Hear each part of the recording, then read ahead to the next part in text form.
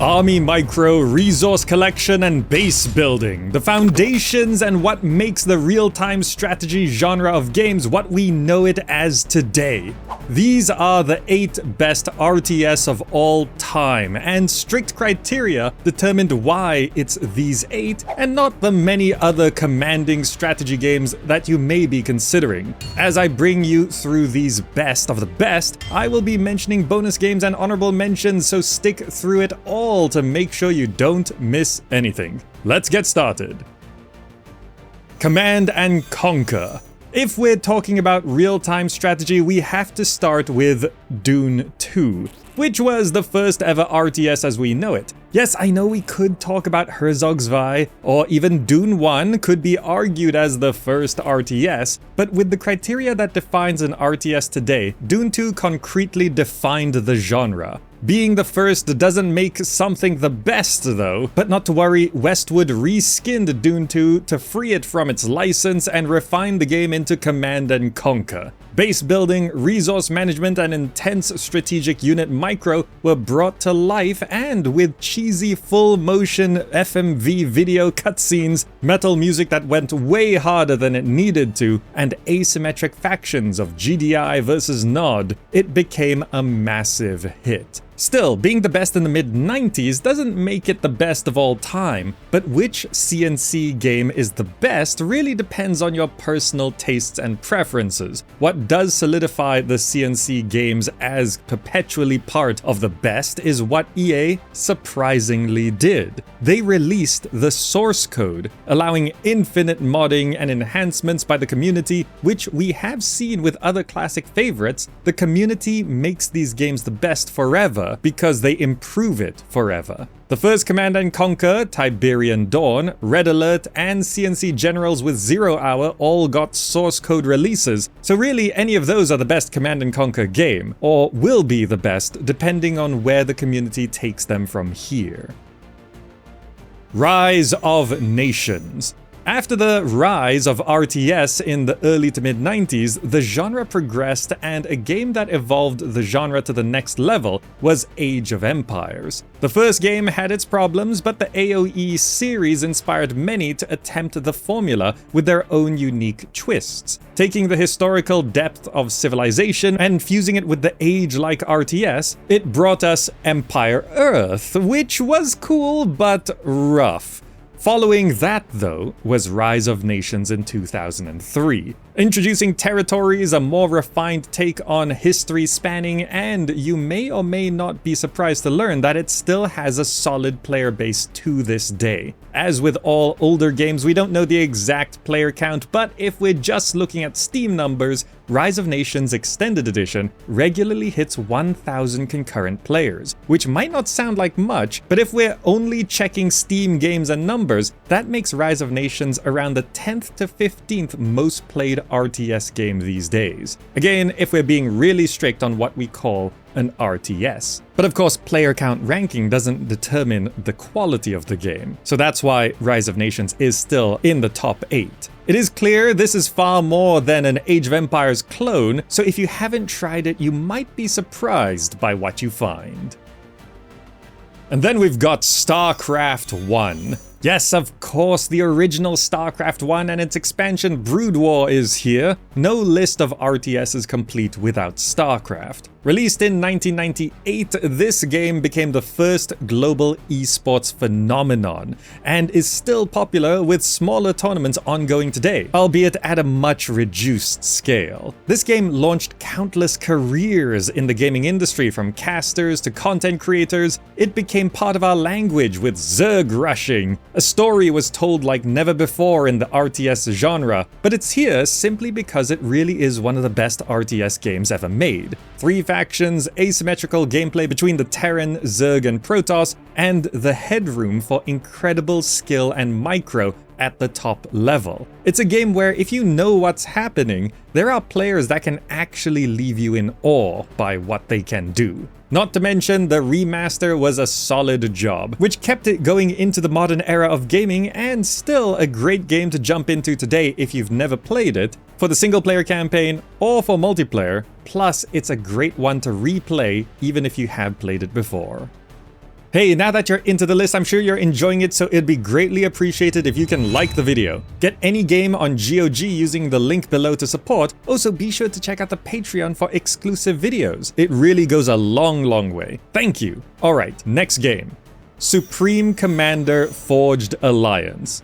While most RTS games are about overseeing battles, Supreme Commander is about commanding war fronts. Though, zoom out too much and you end up in 4X or grand strategy territory. But this is still an RTS because there's still base building, resource collection, and unit micro. Of course, the even more classic game in this style is Total Annihilation, which is a favorite of many as well. But Supreme Commander, or SUPCOM, is generally considered to be superior, and Forged Alliance improves upon the original game. This game lets you zoom out and command hundreds of units across massive battlefields, but also zoom in to collect resources and build your base, and that's something we saw much more in later games in the genre. You can go from controlling an individual tank to overseeing an entire war theater in an instant. It does look a little dated today, as it's an early 2000s game during the beginning of the 3D era, so those graphics never age well, but gameplay-wise, it's still top tier. As with all old games, exact player counts are impossible to know, but even on Steam, it's in the top 10 most played RTS games. On top of everything, there's a mod scene. Most notably is Forged Alliance Forever, keeping the game modernized and the multiplayer scene going.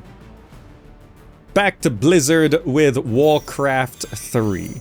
Post Starcraft and Brood War success, Blizzard decided to lean into much more intricate storytelling with an RTS, popularizing machinimas, a form of cinematography using game engines. Although Warcraft 3 is undoubtedly a good game, where it really pushed the genre was this experience of an epic, taking you along for the ride with these fantastical and compelling characters. It may seem a little dated now, but there wasn't much like it besides maybe Battle Realms. Not only that, Warcraft 3 is where custom maps and user-generated content became mainstream, to the point of it birthing an entirely other genre, the MOBA, and one of the biggest esports in the world, Defense of the Ancients, aka Dota.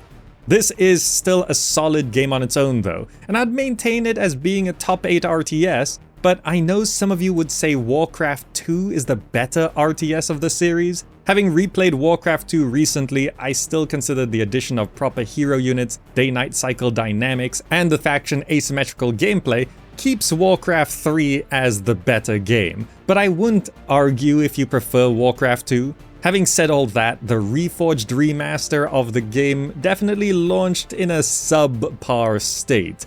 It's better now, but still missing some key features of the original. You can't officially get the original Warcraft 3 anymore though, so reforged will have to suffice. We mentioned Age of Empires, here's Age of Empires 4. The only modern RTS with mainstream appeal. Age of Empires 4 was not really a guaranteed success building to its release. A lot of skepticism, concern, and worries surrounded the new Age of Empires game, and there was a big chance that if this failed, it would be the death of the entire series, which is what's happened to many other classic gaming series.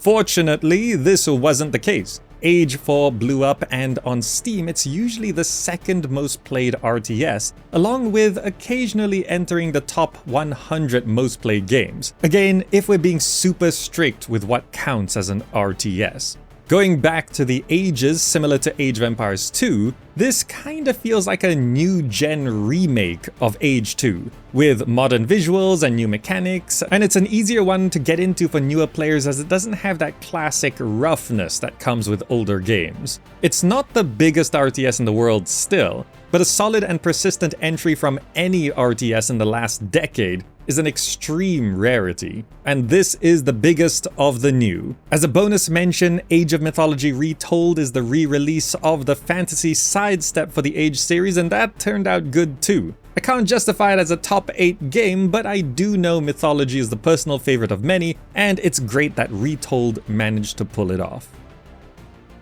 Next we've got Starcraft 2. Starcraft 2 had massive shoes to fill, and Blizzard kind of delivered. Enough to be in this list anyway. Released in 2010, it took everything that made the original Starcraft great and made it faster, cleaner, and more streamlined, which of course for Starcraft veterans was a mixed bag. Starcraft 2 pushed esports and it had a big enough competitive scene for a while, but personally it never felt like it captured the scale or the magic of the original Starcraft, in that regard anyway. Audiences mostly moved on to other genres for esports, so the scene continues but fizzled from center stage. The single-player campaign is compelling with unique fun gameplay, but the story is a bit wonky, not having the same punch as the original. It's undoubtedly good, but the comparison brings it down. Having said all that, where StarCraft 2 succeeds beyond all other RTS is the multiplayer, specifically cooperative multiplayer. Co-op in RTS has always kind of been a thing. Team games of course, but PvE tended to be in the background. StarCraft 2's co-op commanders, along with other co-op multiplayer game modes in the arcade, really took off, and it's likely the primary reason why the game is still considered popular today. This also influences many new RTS games being made, as we see co-op modes becoming a staple inclusion for any new development. Despite the missteps, StarCraft 2 still climbed to the top, and until Age of Empires 4, it was thought to be the last AAA RTS that could be made.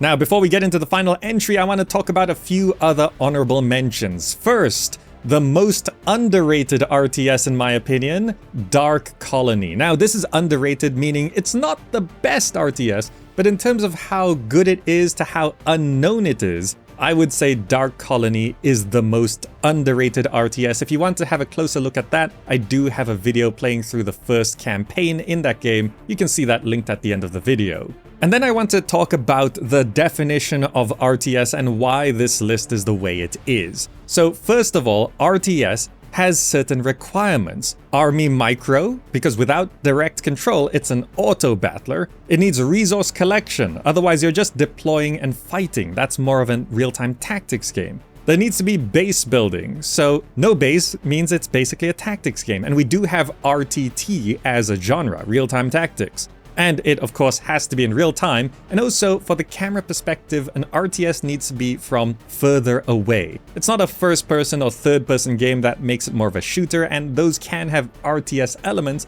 but for this list I'm being strict on what definitely counts as an RTS, with minimal contention for what fits in the genre or not. So for some honorable mentions, there are often considered RTS, but with no or limited base building or resource collection, so they're leaning quite far into RTT.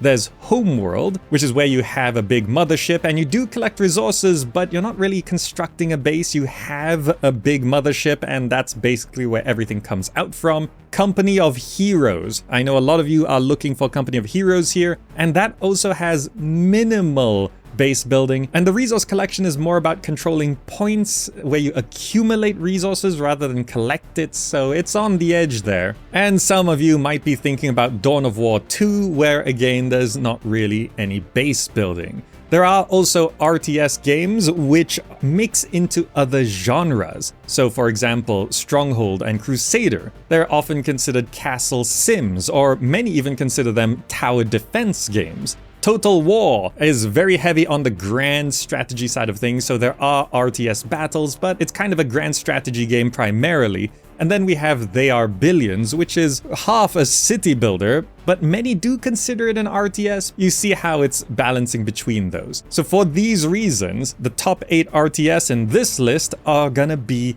definitively RTS. But that doesn't mean there aren't also other great games that you could try as well, and that you'll enjoy if you enjoy RTS. Hey, also, as we're approaching the end of the list, I hope you consider subscribing and checking out the whole playlist of these kind of videos linked below. Thank you. And finally, the regent of RTS perpetuance, Age of Empires 2. Released in 1999, AOE 2 took the original Age of Empires blueprint and put it into overdrive, and the community ran with it. Now remastered, new expansions and updates continue to be released for the game, and the fan base love the game as much, if not more so, today. refined but classic graphics, clean but old-school controls, and an insane amount of single-player content along with a thriving multiplayer scene. There are also some of the most impressive custom maps you'll find in RTS games, from intricate adventures to unique challenges. It might not be a global esports sensation, but there are tournaments and competitions ongoing, keeping a pro scene at least on par with any other RTS in the running these days. Even after over 2 decades, Age 2 is still one of the most played RTS games today. On Steam, it's the most played RTS by quite a wide margin. So really, the only other RTS that might have more players is Starcraft 2, but we don't have those numbers. So there's a really good chance that this is the most played RTS in the world today, and it's clear why that is. There you have it, the 8 best RTS games of all time. Each one of these games has left a lasting impact on the strategy genre, but more importantly, are still fun to play today, even without nostalgia. Which one is your favorite, and do you think any others deserve a mention? If you enjoyed this, don't forget to like, subscribe, and ring the notification bell for more strategy gaming content. Check out the most underrated RTS or more list videos linked on screen. And I'll see you in that next video.